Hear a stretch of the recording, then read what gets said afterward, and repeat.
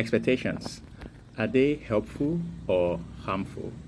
The expectations we have either for ourselves or for other people, are they helping us or are they impacting us in a negative way?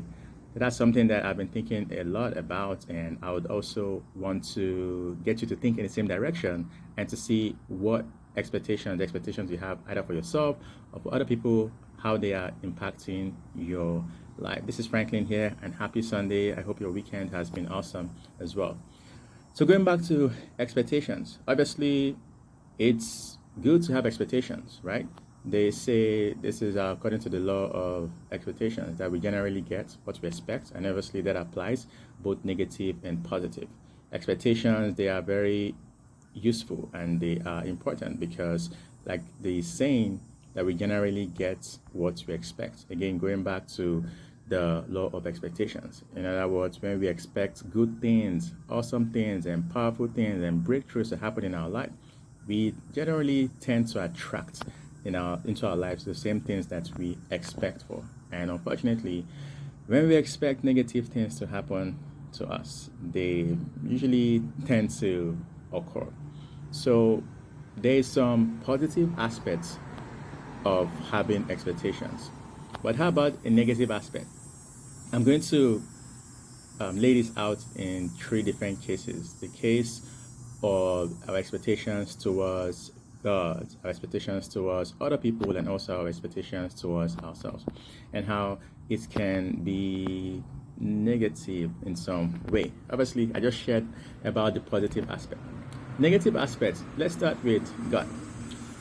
You know how sometimes we have expectations about what we really want God to do.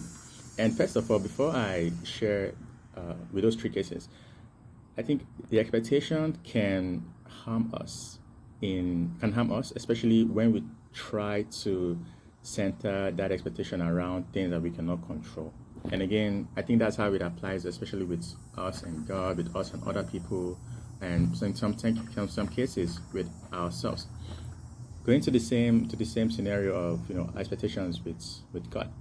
So imagine those times when perhaps you had said certain prayers and you really desired certain things for yourself, and you had an expectation of how you wanted God to do it. So you were trying to say manipulate or control the way it was going to happen.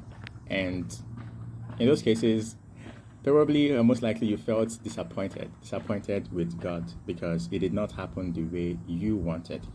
And again, that's something that was outside of, say, your control. And obviously, I've been in that case and probably still having to deal with situations like that.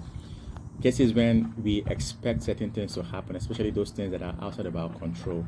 And in most cases, when they don't happen, it literally tends to harm us with the case of God. When things don't happen the way we expect God to do it, we can actually get disappointed with God, and in a number of cases it would literally diminish our level of faith, the faith that we have in God. And I don't know if you've been in scenarios like that, but I know that I definitely have, and I'm currently kind of like in similar scenarios. But again, that's a very typical scenario where our expectations can be harmful. And then the next scenario would be our expectations with other people, when we expect people to do certain things for us. And I have just also come to the conclusion that I don't think it should ever be the case. Like, people, when we expect people to do things for us, it almost seems like we're trying to control them, we're trying to manipulate them. And if, for example, we don't do what we expect of them, then we become very disappointed with them. And that's why I like to just say to myself that I don't really expect like anything from anybody. If anybody does something for me, I appreciate it, because when we have like expectations towards other people, when they don't do our bidding, then man, like, it can very quickly disrupt our connection and our relationship with them.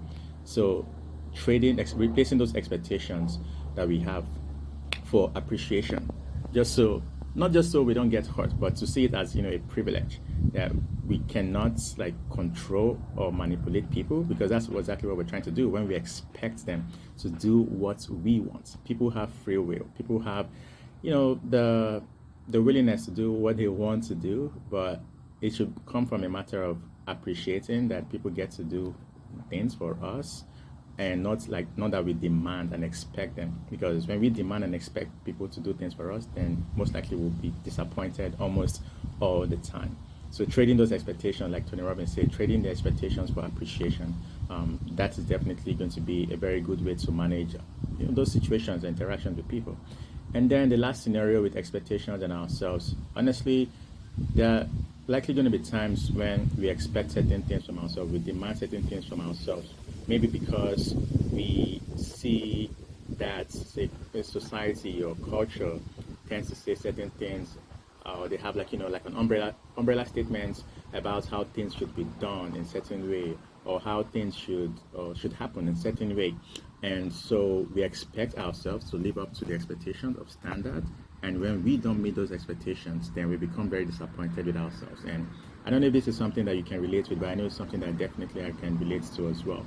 And so with all of those three cases, I just wanted to point out that expectations can be helpful, and they can also be very harmful. And in most cases, they are harmful, especially when we try to control the outcome.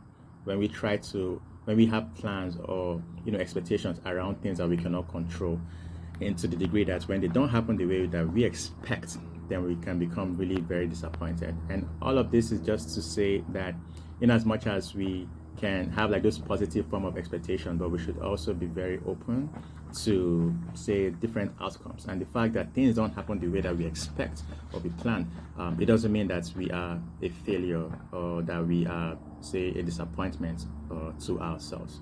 But it's just the fact that like life doesn't always happen the way that we expect, and that is fine.